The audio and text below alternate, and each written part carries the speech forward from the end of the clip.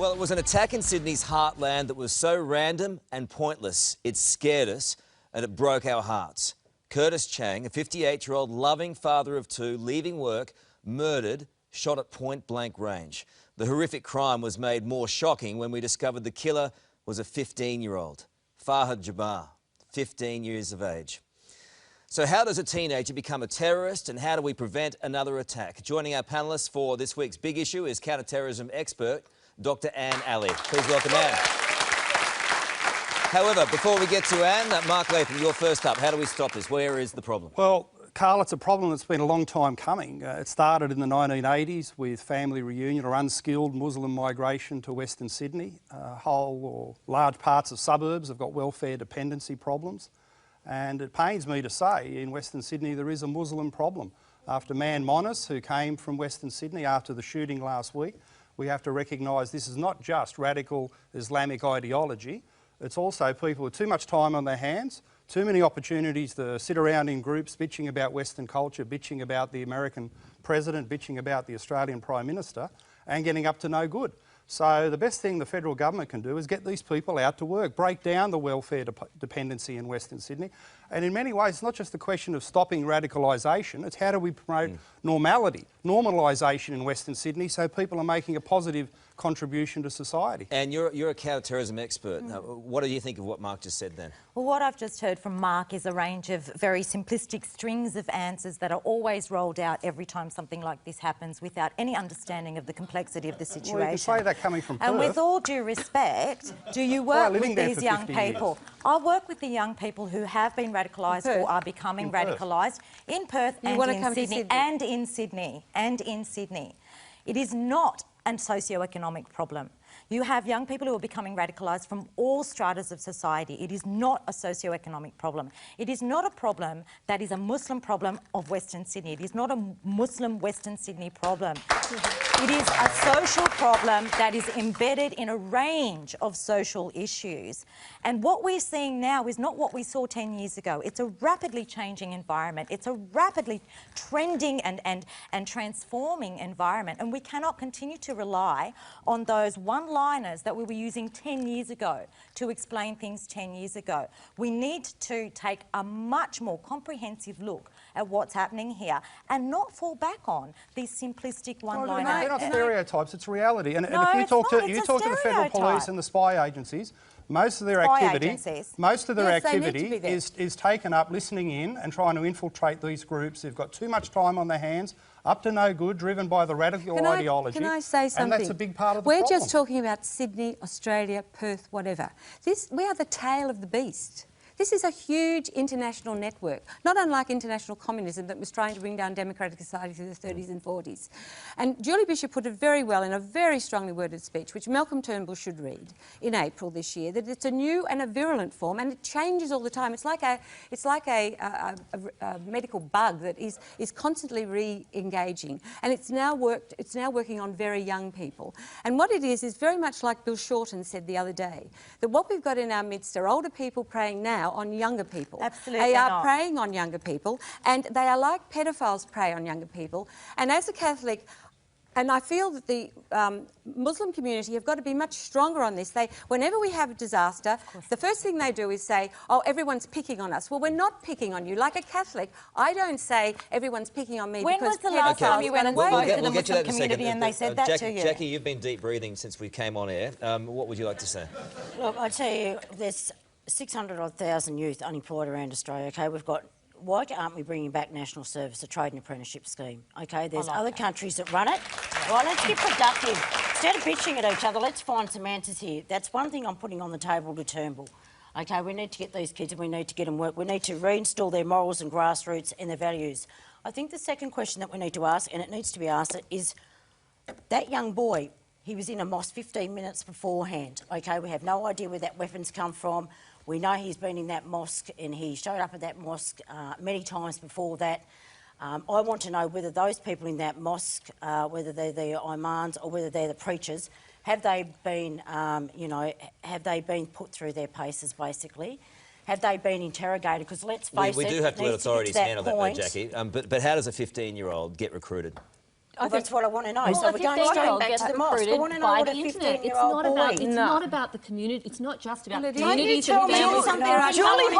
Julie Bishop that have been arrested. It is not just about the... Wait a moment, Anne, and let me have my say. It is not just about the communities and parents. Off the internet. It is not just about the communities and parents. Hang on a second. How do you know that? Did the police It's not say just so? about the communities and parents in this situation. It was done in Australia, Just, not on the can we need to allow whoever's talking at the moment, and that is you, just to let them speak for just a little while, and we can move on. ISIS have an ability to use the internet, and what's happened in the last 10 years, that's the difference. Technology and communication are the difference, and it's exactly what you said at the start, Anne, in that we are interconnected now. So young people aren't just being influenced by the local imam or their parents or their communities. These messages are coming online. You can be in a hole in your bedroom, hiding out and being influenced by someone on the other side of the globe. The partners for the Australian government in this prevention space, and I'm not talking about the punishment space because that's different, but in the prevention space, is working with community leaders and working with families to say, how do we stop... That's just empty rhetoric. What does that mean in practice, working? That's something politicians say, and I'll tell you what, it doesn't count for a row of crackers. It doesn't count for a can of beans. Working, what does that mean in practice? What did Father Chris Riley say? Chris Riley has been working with abandoned teenagers, Muslims has been working with the Muslims in Western Sydney. Hold the problem. And No, but with respect, he has been working with Muslims. He says there are push and pull factors for young Muslims. Yes, the push is racism, and the pull is extremism. Absolutely. And so we need to deal they're with the nestled push and the in pull. between all of that, they're losing young Muslim men.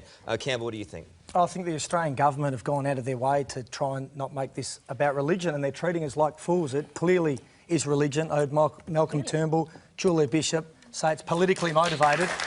And I'm not sure about you, but if you're going down the street killing people, yelling out Allah Akbar, I don't see him running for the Prime Minister of this country. Okay, Sandy Ray, from a psychological point of view, how do you stop young kids getting attracted to this? Okay, Julie Bishop made a really important point, and she said families are the front line of defence. Exactly. When you find bad behaviour, when you find dysfunctional behaviour, when you find antisocial behaviour, the first port of call is to look what's going on in the family. There's two things that I